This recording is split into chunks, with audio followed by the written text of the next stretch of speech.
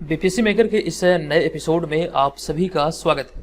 आज के इस वीडियो में 13 और 14 अक्टूबर 2022 से संबंधित बिहार करंट अफेयर्स और साथ ही राष्ट्रीय और अंतर्राष्ट्रीय घटनाओं से करंट अफेयर्स के जितने भी प्रश्न बनेंगे संबंधित सारी जानकारी आपको विस्तार पूर्वक दिया जाएगा। एक बार पुनः आप सभी को बता दूं कि इस श्रृंखला के सारे वीडियो आपके बिहार के सभी प्रतियोगी परीक्षाओं के दृष्टिकोण से काफी ज्यादा महत्वपूर्ण है। अगर आप रेगुलर तैयारी यहाँ से करेंगे तो निसंदेह ही आपके एग्जाम में आपकी बहुत हेल्प करने वाली है। अब यहाँ पर देखिए हम आ चुके हैं पिछले वीडियो के प्रश्न पे। ये प्रश्न आपसे पिछले वीडियो में पूछा गया था। प्रश्न था कि हाल ही में लालू प्रसाद यादव कौन सी बार राजद का राष्ट्रीय अध्यक्ष चुने गए हैं। विस्तार पूर्वक यहाँ से मैंने आपको जानकारी दिया था और आपको बताया था इसका राइट आंसर होगा 12वीं बार वे राजद के राष्ट्रीय अध्यक्ष चुने गए हैं। तो ऐसे में ऑप्शन नंबर सी यहाँ पर इस प्रश्न का राइट आंसर होगा। कोशिश कीजिए कि जो भी प्रश्न आप लोगों से पूछा जाता है आप लोग से कमेंट बॉक्स में लिखें और विस्तार पूर्वक लिखें। लिखने से फायदा ये होता है कि चीजों को आप लंबे समय तक याद रखने में सक्षम हो पाते हैं। तो कमेंट बॉक्स में विस्तार पूर्वक सारी जानकारी अवश्य लिखें। अब यहाँ पर हम आगे बढ़ेंगे और आपको बता दूं कि हमारे जितने भी स्टडी मटेरियल और नोट्स वगैरह होते हैं जो रिसेंटली लॉन्च होते हैं वो सभी आपको कोर्स के तहत बीपीएससी मेकर ऐप पर मिल जाएगा। बीपीएससी मेकर ऐप को प्ले स्टोर से डाउनलोड कीजिए, वहां से आप सारे मटेरियल को एकत्रित करके मतलब एक ही जगह प्राप्त कर पाएंगे। और फिर इसके अतिरिक्त वैसे छात्र जो 68वीं बीपीएससी एग्जाम की तैयारी करने वाले हैं तो इस कोर्स को आप लोग जरूर ज्वाइन कीजिएगा। ध्यान रहे जो आपको स्क्रीन पर देख रहा है ये तमाम सिलेबस का नोट्स आपको इसके तहत प्रोवाइड किया जाएगा। हालांकि लाइव क्लास वाली इसमें फैसिलिटी आपके लिए उपलब्ध नहीं है। इसमें कुछ टर्म्स एंड कंडीशन है जैसे कि हिंदी भाषा में उपलब्ध होगा आपके लिए और ये प्री स्पेशल होगा। यहाँ पे प्री स्पेशल मटेरियल ही आपको प्रोवाइड किए जाएंगे। तो ये केवल 499 रुपये में आपके लिए उपलब्ध है 18 मंथ की वैधता के साथ। आप लोग से जरूर ज्वाइन कीजिए। ऑलरेडी बहुत सारे लोग इसमें ज्वाइन कर चुके हैं। इस कोर्स के तहत आपका करंट अफेयर्स का पूरा पैकेज शामिल होगा। जो करंट अफेयर्स की श्रृंखला को आप देख रहे हैं तो करंट अफेयर्स का जो डेली मंथली नोट्स आता है वो वहां पर आपको मिलता रहेगा। बिहार जीके का नोट्स मिलेगा और तमाम जो सिलेबस आधारित नोट्स हैं इतिहास, भूगोल, राजव्यवस्था, अर्थव्यवस्था, सारा चीज वहां पर, साइंस वगैरह सभी चीजों का नोट्स वहां पर एकत्रित होकर मिलने वाला है। और इस कोर्स से रिलेटेड कोई भी जानकारी चाहिए तो इस नंबर पर हमें कॉल कर सकते हैं या फिर व्हाट्सअप भी कर सकते हैं। साथ साथ हमारा जो ईमेल आईडी है यहाँ पर भी हमसे संपर्क कर सकते हैं। चलिए अब यहाँ पर आ चुके हैं आज के इस वीडियो के पहले और सबसे महत्वपूर्ण प्रश्न पे। ये हमारा सबसे पहला महत्वपूर्ण प्रश्न है कि हाल ही में बिहार का कौन सा जिला पहला 100% यानी कि 100% डिजिटल बैंकिंग वाला जिला बन गया है। मोस्ट इंपॉर्टेंट है। बिहार करंट अफेयर्स के दृष्टिकोण से आप इसे इंपॉर्टेंट प्रश्नों की श्रेणी में रखेंगे। इस प्रश्न का हमारा राइट आंसर हो जाएगा ऑप्शन नंबर ए यानी कि जहानाबाद जिला अभी हाल ही में बिहार का 100% डिजिटल बैंकिंग वाला जिला बना है। ऐसे में ऑप्शन नंबर ए यहाँ पर इस प्रश्न का हमारा राइट आंसर हो जाएगा। आपको ध्यान रखना है कि भारतीय रिजर्व बैंक अर्थात आरबीआई और केंद्रीय वित्त मंत्रालय के संयुक्त प्रयास से पायलट प्रोजेक्ट के रूप में चलाई गई डिजिटल बैंकिंग में इस अभियान के प्रतिफल के रूप में यानी कि परिणाम स्वरूप जहानाबाद जिला पहला 100% डिजिटल बैंकिंग वाला जिला बन गया है। आपको यहाँ पर यह बात ध्यान रखना है कि भारतीय रिजर्व बैंक और केंद्रीय वित्त मंत्रालय के संयुक्त प्रयास से पायलट प्रोजेक्ट के रूप में डिजिटल बैंकिंग अभियान चलाया गया था, जिसके परिणाम स्वरूप भी हाल ही में जहानाबाद जिला जो कि बिहार का एक जिला है ये 100% डिजिटल बैंकिंग वाला जिला बना है। तो ऐसे में ऑप्शन नंबर ए यहाँ पर इस प्रश्न का हमारा राइट आंसर हो जाएगा। और इसके अतिरिक्त हम बात करें यहाँ पर अगले पॉइंट की तो अरवल तथा शेखपुरा 100% डिजिटल बैंकिंग वाले जिले बनने वाले हैं। यहाँ पर एक जानकारी आप लोग नोट कीजिएगा, मैं यहाँ पर ऐड नहीं कर सका। ये जो अभियान चलाया गया था पायलट प्रोजेक्ट के तहत भारतीय रिजर्व बैंक और केंद्रीय वित्त मंत्रालय के संयुक्त प्रयास से, तो ये बिहार के 3 जिले में चला गया था जिनमें कि जहानाबाद, अरवल और शेखपुरा, ये 3 जिले इसमें शामिल हैं। अब यहाँ पे बात करें अगले पॉइंट की जो कि जहानाबाद से संबंधित है। यहाँ पर कुछ आंकड़े आपके सामने रखे गए हैं। जैसे कि इस पॉइंट में हम लिखा है कि जहानाबाद जिले में कुल मिला के 10,35,126 सक्रिय खाता धारकों में से 10,31,235 के पास कम से कम internet banking, debit card, mobile banking, UPI आदि सुविधा उपलब्ध है। यानी कि इन सारे सुविधाओं में से जो कि इंटरनेट बैंकिंग यानी कि डिजिटल बैंकिंग से जो संबंधित है कम से कम एक सुविधा यहाँ पर जितने भी खाता धारक हैं लगभग सबके पास उपलब्ध है। इसी उपलब्धि के कारण यहाँ पर इसे मतलब कह सकते हैं इसे चुना गया जहानाबाद जिले को। 10,35,126 खाता धारक जो कि सक्रिय खाता धारक हैं यानी कि एक्टिव बैंक अकाउंट होल्डर हैं, उनमें से 10,31,235 के पास ये कम से कम एक सुविधा डिजिटल बैंकिंग से संबंधित है। इसी के लिए अभी हाल ही में अभी जहानाबाद को इसके लिए चुना गया है। अब यहाँ पर हम बात करें इस पहल की, तो इसकी शुरुआत जो हुई थी, घोषणा जो हुई थी, ये 2019 में हुई थी। और इसी संबंधित ये पॉइंट है, केंद्र सरकार और रिजर्व बैंक ने वर्ष 2019 में देश के प्रत्येक राज्य से कम एक जिला को 100% यानी कि 100% डिजिटल बैंकिंग सेवा वाला जिला बनाने का निर्णय लिया था। प्रत्येक राज्य से कम एक जिला को 100% डिजिटल बैंकिंग सेवा वाला जिला बनाने का निर्णय लिया गया था। कब? 2019 में। ये यहाँ से ध्यान रखिए। बात है जहानाबाद की, तो जहानाबाद के बारे में कई सारी जानकारी पहले भी हमने आपको दिया था। एक जानकारी मोस्ट इंपॉर्टेंट है, 1999 के आसपास जहानाबाद में एक नरसंहार हुआ था, सेनारी नरसंहार, जिसकी जानकारी विस्तार पूर्वक हमने कई बार आपको दिया है। अगर आपके एग्जाम में बिहार जीके के तहत पूछा जाए कि सेनारी नरसंहार कहाँ हुआ था, तो नोट कीजिएगा ये जहानाबाद में घटित हुआ था। चलिए अब यहाँ पर हम चलेंगे अगले प्रश्न पे, लेकिन उससे पहले बात आई है यहाँ पर ऑप्शन नंबर डी में नजर डालिए। ऑप्शन नंबर डी में लिखा गया दरभंगा। दरभंगा के बारे में कई सारी जानकारी हमने दिया है कि राज्य का दूसरा तारामंडल दरभंगा में बन रहा है। और दरभंगा के बारे में ये जानकारी मैंने दिया था कि जो बिहार का दूसरा सबसे बड़ा एजुकेशन हब है पटना के बाद, ये है दरभंगा। और भी कई सारे फैक्ट थे दरभंगा से रिलेटेड जो कि समय समय पर मैंने आपको विस्तार पूर्वक बतलाया है।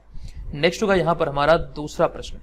ये प्रश्न है कि किस राज्य सरकार ने हाल ही में राज्य के सभी कारखानों में सुरक्षा मानकों की जांच कराने का फैसला किया है?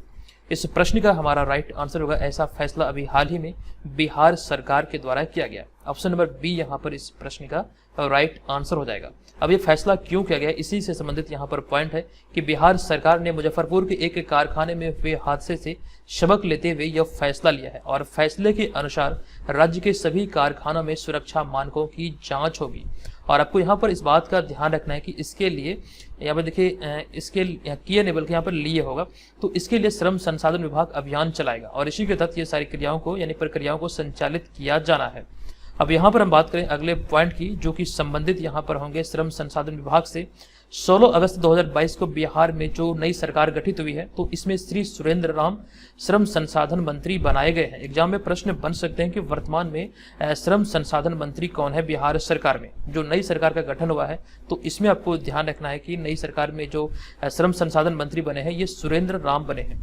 हमारा यहाँ पर एक और पॉइंट है इसी से संबंधित कि बिहार का पहला मेगा फूड पार्क का निर्माण हो रहा है कहाँ पर? मुजफ्फरपुर में। तो इतनी सारी जुड़ी हुई जानकारी है जो कि यहाँ से आपको ध्यान रखना है। कुछ और भी फैसलों के बारे में हमने आपको जानकारी दी थी कुछ समय पहले कि बिहार सरकार ने राज्य के अंदर जितने भी मंदिर और मठ हैं सभी का पंजीकरण करना अनिवार्य किया था। चलिए अब यहाँ पर हम बात करेंगे रिजर्व बैंक के बारे में, क्योंकि पहले नंबर प्रश्न पे हमने इसकी चर्चा की थी। बात करें रिजर्व बैंक की, यहाँ से जितने भी पॉइंट है ये आपके एग्जाम में कई बार रिपीट हुए हैं, तो एक प्रकार से यहाँ से आपका रिवीजन हो जाएगा। तो हमारा पहला पॉइंट है कि भारतीय रिजर्व बैंक की स्थापना भारतीय रिजर्व बैंक अधिनियम 1934 के प्रावधानों के अनुसार 1 अप्रैल 1935 को हुई थी। ये एक्ट यहाँ से आपको ध्यान रखना है कि एक्ट 1934 के आधार पर 1 अप्रैल 1935 को इसकी स्थापना हुई थी। और ये भारत का केंद्रीय बैंक है, साथ ही साथ भारत के सभी बैंकों का संचालक भी है। साथ ही रिजर्व बैंक भारत की अर्थव्यवस्था को भी नियंत्रित करता है। अब यहाँ पर एक अगला पॉइंट है कि रिजर्व बैंक का केंद्रीय कार्यालय प्रारंभ में कोलकाता में स्थापित किया गया था, जिसे कि 1937 में अस्थायी रूप से मुंबई में स्थानांतरित किया गया। यानी कि स्थापना हुई थी 1 अप्रैल 1935 को, स्थापना के 2 वर्ष बाद 1937 में इसे मुंबई में स्थानांतरित किया गया। और इस टॉपिक से संबंधित जो मोस्ट इंपॉर्टेंट पॉइंट है ये वाला पॉइंट है। आपको ध्यान रखना कि आरबीआई की गवर्नर की नियुक्ति वित्त मंत्री की सलाह पर प्रधानमंत्री द्वारा किया जाता है। आरबीआई का प्रतीक चिन्ह ताड़ का पेड़ और बाघ है। आप यहाँ पर आरबीआई के इस लोगो में देख सकते हैं, ये आरबीआई का प्रतीक चिन्ह है ताड़ का पेड़ और बाघ। आरबीआई का मुख्यालय अर्थात हेडक्वार्टर की बात करें तो ये मुंबई में है। और आरबीआई के जो वर्तमान गवर्नर है ये शक्तिकांत दास हैं और ये 25वें गवर्नर हैं। साथ साथ यहाँ पर ये भी ध्यान रखिए वे उर्जित पटेल की जगह पर है। तो इतनी सारी जानकारी आरबीआई से संबंधित आपके एग्जाम में पूछे जा सकते हैं। चलिए अब यहाँ पर हम बढ़ेंगे आगे और बात करेंगे बिहार से जुड़े हुए कुछ ऐसे बेसिक से फैक्ट के बारे में जो कि एग्जाम में कई बार रिपीट होते हैं। आप चाहें तो यहाँ पर वीडियो को पॉज करके सभी चीज़ों को रिवाइज कर सकते हैं। हालांकि कई बार मैंने ये सारी जानकारी दिया, इसी वजह से यहाँ पर मैं आज इसे स्किप कर रहा हूँ। हम चलते हैं आज के इस वीडियो के अगले प्रश्न की ओर। तो हमारा यहाँ पर अगला तीसरा प्रश्न है कि हाल ही में 11 अक्टूबर 2022 को 15वें प्रधानमंत्री माननीय श्री नरेंद्र मोदी ने किस स्थान पर श्री महाकाल लोक का उद्घाटन किया है? तो श्री महाकाल लोक का उद्घाटन अभी हाल ही में किया गया उज्जैन में। यानी कि ऑप्शन नंबर ए यहाँ पर इस प्रश्न का राइट आंसर हो जाएगा। इस प्रश्न से जुड़े हुए कई सारे फैक्ट है जो कि आपको यहाँ से ध्यान रखना है। हम बात करें यहाँ पर पहले पॉइंट की, तो प्रधानमंत्री नरेंद्र मोदी ने उज्जैन में श्री महाकाल लोक राष्ट्र को समर्पित किया है। अब इससे फायदा क्या है? तो इससे फायदा यहाँ पर यह है कि महाकाल लोक प्रोजेक्ट से श्रद्धालुओं को विश्व स्तरीय आधुनिक सुविधाएं यहाँ पर मिलेगी। हम बात करें अगले पॉइंट की तो इस पूरे प्रोजेक्ट की कुल लागत थी लगभग 850 करोड़ रुपए। हम बात करें यहाँ पर इस प्रोजेक्ट के बारे में तो 4 वर्ष पूर्व 2018 में मध्य प्रदेश की कैबिनेट ने इस प्रोजेक्ट को मंजूरी दिया था, जो कि अभी हाल ही में इसका उद्घाटन कर दिया गया प्रधानमंत्री नरेंद्र मोदी के द्वारा। ये कहाँ पर स्थित है तो ये मध्य प्रदेश के उज्जैन में स्थित है। अब यहाँ पर हम बात करेंगे ये श्री महाकाल लोक आखिर क्या है। आपके मन में सवाल उठ रहा होगा श्री महाकाल लोक क्या है। तो यहाँ पर आप देख सकते हैं कि केंद्र सरकार श्री महाकालेश्वर मंदिर कॉरिडोर विकास परियोजना के तहत महाकालेश्वर धाम यानी कि उज्जैन स्थित महाकाल मंदिर परिसर का विस्तार कर रही है। इसे ही श्री महाकाल लोक पुकारा गया है, जिसको लेकर के आप यहाँ से चीजों को याद रख सकते हैं। ठीक है, तो ये स्थित है मध्य प्रदेश के उज्जैन में। चलिए अब यहाँ पर हम चलेंगे अगले चौथे प्रश्न पे। ये चौथा प्रश्न है कि विवेक अग्निहोत्री को हिंदी फिल्म इंडस्ट्री में उनके योगदान के लिए मध्य प्रदेश सरकार द्वारा हाल ही में किस पुरस्कार से सम्मानित किया गया है। तो राइट आंसर होगा ऑप्शन नंबर ए, यानी कि राष्ट्रीय किशोर कुमार पुरस्कार से भी हाल ही में इन्हें सम्मानित किया गया विवेक अग्निहोत्री को, जिन्हें आप यहाँ पर इस इमेज में देख सकते हैं। इस प्रश्न से रिलेटेड सभी फैक्ट यहाँ पर हमने शामिल किए हैं। जैसे कि हमारा पहला पॉइंट है कि विवेक अग्निहोत्री को हिंदी फिल्म इंडस्ट्री में उनके योगदान के लिए मध्य प्रदेश सरकार द्वारा राष्ट्रीय किशोर कुमार पुरस्कार से सम्मानित किया गया है। और यहाँ पर आपको ध्यान रखना है इस पुरस्कार से सम्मानित जो प्रमुख हस्तियां हैं जो रिसेंटली कुछ वर्षों में विगत वर्षों में जो प्रदान किए गए हैं उस सूची को यहाँ पर हमने शामिल किया है। जैसे कि बात करें 2018 की तो वहीदा रहमान को इस पुरस्कार से सम्मानित किया गया। 2019 में यह खिताब दिया गया अशोक मिश्रा को, जबकि 2020 के लिए अमिताभ भट्टाचार्य को। शासक बात करें 2021 में अभी हाल ही में दिया गया विवेक अग्निहोत्री को। आपको यहाँ से ध्यान रखना भले ही 2022 में मतलब दिया गया, लेकिन यह है 2021 के लिए। ठीक है, इस चीज के लिए यहाँ पे आपको कंफ्यूज बिल्कुल भी नहीं होना है। हम बात करें यहाँ पर अगले कुछ और पॉइंट की तो हाल ही में आई Hindi film the Kashmir files के निर्देशक थे विवेक रंजन अग्निहोत्री, जो कि आप सभी जानते होंगे। इस फिल्म को आप लोगों ने देखा भी होगा। हम बात करें यहाँ पर इस फिल्म की विषय वस्तु की ये किस पर आधारित थी तो इस फिल्म के माध्यम से कश्मीरी पंडितों पर हुए अत्याचार को दुनिया के सामने दिखाया गया है। कश्मीरी पंडितों पर जो अत्याचार हुआ इस फिल्म का यही विषय वस्तु है जिस पर यह फिल्म आधारित था। तो इस फिल्म के निर्देशक थे विवेक रंजन अग्निहोत्री। चलिए अब यहाँ पर हम चलेंगे अगले पांचवें प्रश्न पे। ये पांचवा प्रश्न है कि हाल ही में 8 से 13 अक्टूबर 2022 तक निम्न में से कहां आतंकवाद विरोधी 2022 अभ्यास आयोजित किया गया। ये अभ्यास अभी हाल ही में आयोजित किया गया मानेसर हरियाणा में। ऑप्शन नंबर ए यहाँ पर इस प्रश्न का राइट आंसर हो जाएगा।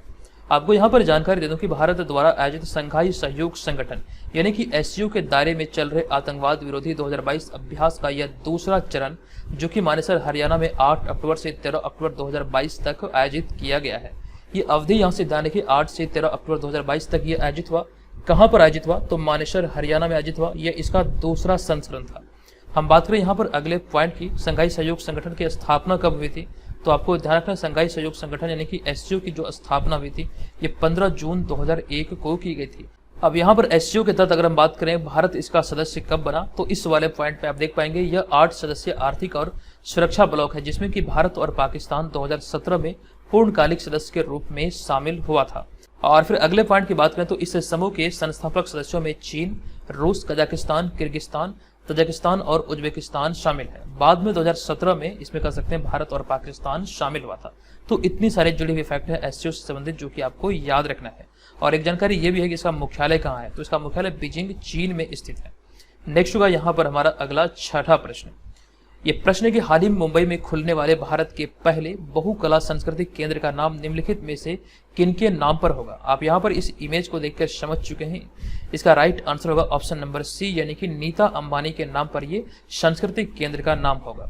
हम बात करें यहाँ पर इस प्रश्न के पॉइंट की तो हमारा इसमें पहला पॉइंट है कि मुंबई में रिलायंस इंडस्ट्रीज के अध्यक्ष मुकेश अंबानी की पत्नी नीता मुकेश अंबानी के नाम पर एक कल्चरल सेंटर यानी कि सांस्कृतिक केंद्र खुलने वाला है। और आपको यहाँ पर यह ध्यान रखना मुंबई के जियो वर्ल्ड सेंटर के अंदर इस सांस्कृतिक केंद्र का निर्माण होगा। और इसकी घोषणा अभी हाल ही में इनकी पुत्री यानी कि नीता अंबानी की जो पुत्री है ईशा अंबानी के द्वारा किया गया है। हम बात करें इस घोषणा की तो इस घोषणा के अनुसार 31 मार्च 2023 से इसकी शुरुआत होगी। यहाँ पर अगला पॉइंट जो कि संबंधित होगा मुकेश अंबानी से। मुकेश अंबानी की उपलब्धि से संबंधित हमने 2 पॉइंट को यहाँ पर वीडियो में सम्मिलित किया है। जो कि हमारा पहला पॉइंट है कि वर्ष 2007 में गुजरात के मुख्यमंत्री श्री नरेंद्र मोदी जो कि भारत के प्रधानमंत्री बन चुके हैं उनके हाथों Chitralekha person of the year 2007 पुरस्कार दिया गया था। किन्हें? मुकेश अंबानी को। यहाँ पर देखिए मुकेश अंबानी मैंने लिखना भूल गया, तो आप लोग नोट कर लीजिएगा। मुकेश अंबानी को वर्ष 2007 के लिए Chitralekha person of the year award से सम्मानित किया गया था माननीय प्रधानमंत्री श्री नरेंद्र मोदी के द्वारा। लेकिन उस समय जब ये सम्मानित हुए थे उस समय ये गुजरात के मुख्यमंत्री थे। और इसके अतिरिक्त एक पॉइंट ये भी है कि 2010 में वह business council for international understanding द्वारा प्रस्तुत ग्लोबल लीडरशिप अवार्ड के विजेता भी बने थे 2010 में। तो इनकी 2 उपलब्धियां जो कि बहुत इंपॉर्टेंट है, हालांकि बहुत सारी उपलब्धियां इनके नाम दर्ज है, लेकिन इनमें से ये 2 इंपॉर्टेंट था जो कि यहाँ पर हमने शामिल किया है। चलिए अब यहाँ पर हम चलेंगे अगले 7वें प्रश्न पे।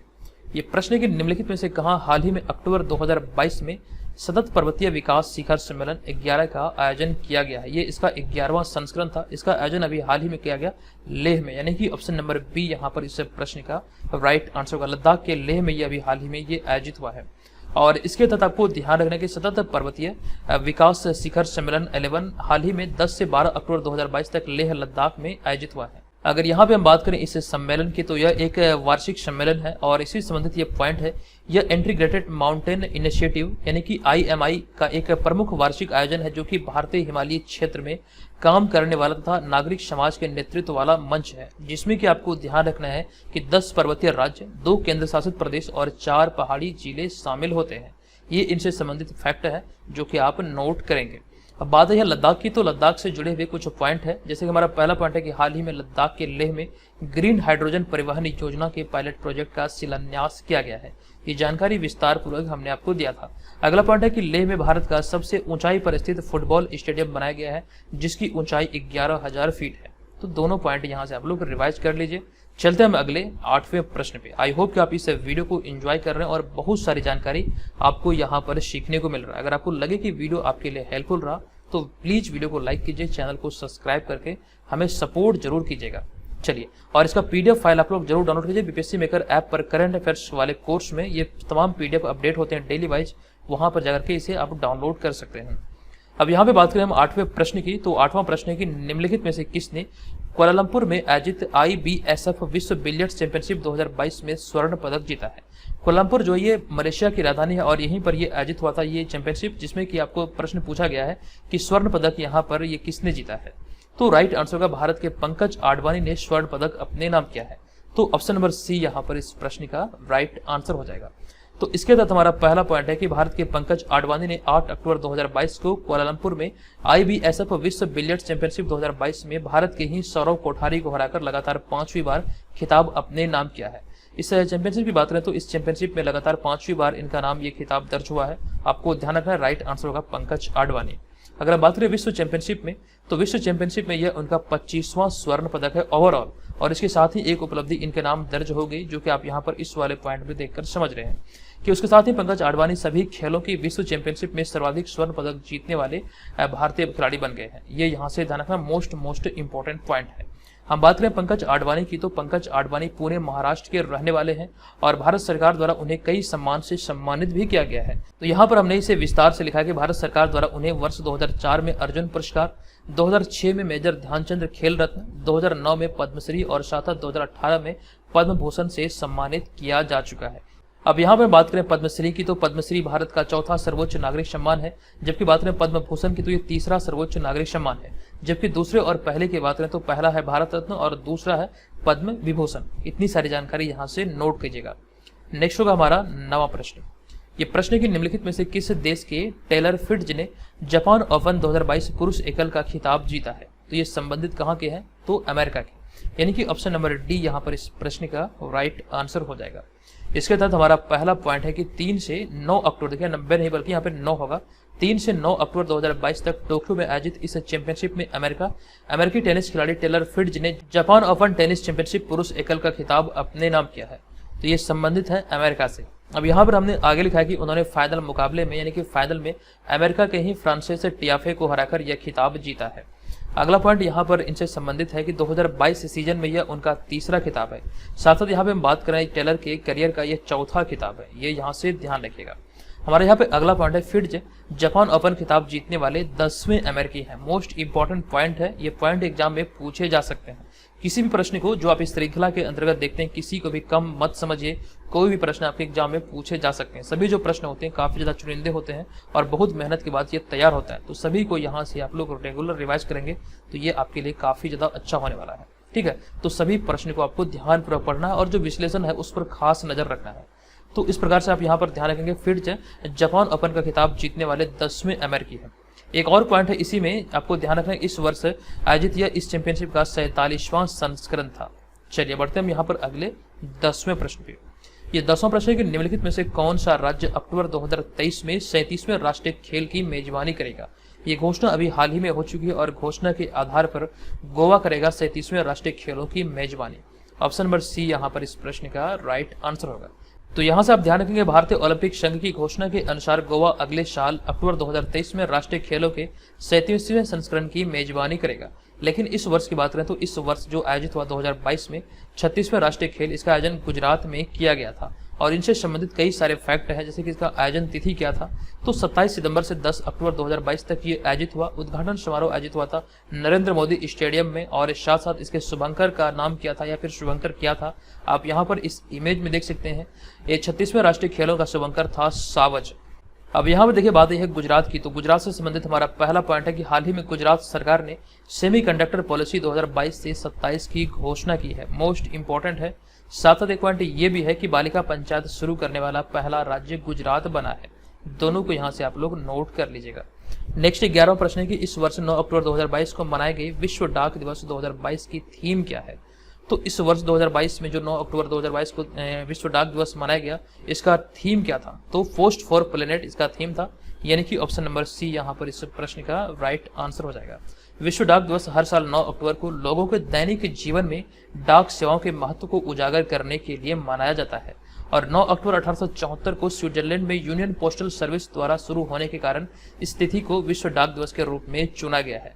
ये पहली बार स्विट्जरलैंड में इसकी शुरुआत हुई थी 9 अक्टूबर 1874 को, इस वजह से इस डेट को चुना गया है, जो कि 2022 में जो मनाया गया इसका थीम था पोस्ट फॉर प्लेनेट। तो ये सभी फैक्ट को आपको यहाँ से ध्यान रखना है। चलिए अब यहाँ पर हम चलेंगे अगले 12वें प्रश्न पे। ये 12 प्रश्न है कि निम्नलिखित में से किस फार्मूला 1 रेसिंग ड्राइवर ने हाल ही में जापानी फार्मूला 1 ग्रैंड प्रिक्स 2022 खिताब जीता है। तो मैक्स वर्स्टेपन ने इस खिताब को अपने नाम किया है। तो राइट आंसर हो जाएगा ऑप्शन नंबर बी। और इसके तहत आपको ध्यान रखना है कि रेड बुल के मैक्स वर्स्टेपन ने 9 अक्टूबर 2022 को जापानी फार्मूला 1 ग्रैंड प्रिक्स जीतकर लगातार दूसरे सीजन में विश्व चैंपियन बने हैं। और रेड बुल के सर्जियो पेरेज की बात करें तो दूसरे, जबकि फेरारी के चार्ल्स लेक्लर की बात करें तो ये तीसरे स्थान पर रहे ये जापानी फार्मूला 1 ग्रैंड प्रिक्स 2022 में। अब यहाँ पे हमारा अगला पॉइंट है कि यह मैक्स वर्स्टेपन की पहली जापानी फार्मूला 1 ग्रैंड प्रिक्स जीत है। ये पॉइंट मोस्ट इंपॉर्टेंट है, नोट कीजिएगा। साथ साथ एक जानकारी यहाँ पर यह भी है कि इससे पहले सर्जियो पेरेज ने 2 अक्टूबर 2022 को सिंगापुर फार्मूला 1 ग्रैंड प्रिक्स जीता था। सर्जियो पेरेज की बात करें तो ये रेड बुल के हैं। तो इनसे संबंधित इतनी सारी जानकारी यहाँ से आपको नोट कर लेना है। चलिए अब यहाँ पर हम चलेंगे आज के इस वीडियो के प्रश्न की ओर। तो आज के इस वीडियो का हमारा प्रश्न है कि हाल ही में आई एक रिपोर्ट के अनुसार वर्ष 2021 से 22 में बिहारियों की सालाना आय में कितने प्रतिशत की वृद्धि हुई है। कंप्लीट जानकारी यहाँ से हमने आपको दिया है, बताएं कमेंट करके इसका राइट आंसर क्या होगा। आप लोग जब भी कमेंट बॉक्स में लिखेंगे तमाम चीज़ों को वहाँ पर विस्तार पूर्वक लिखिएगा। और जो 68वीं वाला कोर्स के बारे में मैंने आपको जानकारी दिया था, जो नए छात्र 68वीं बीपीएससी एग्जाम की तैयारी करने जा रहे हैं तो कोर्स को जरूर ज्वाइन कीजिएगा। बीपीएससी प्रीलिम्स एग्जाम की तैयारी यहाँ से आपकी बेहतर होने वाली है। यहाँ पर आपको बेहतर तरीके से मटेरियल मिलने वाला है। तो दोस्तों आज की इस वीडियो में इतना ही। ये वीडियो कैसा लगा कृपया कमेंट करके जरूर बताइएगा। धन्यवाद, जय हिंद।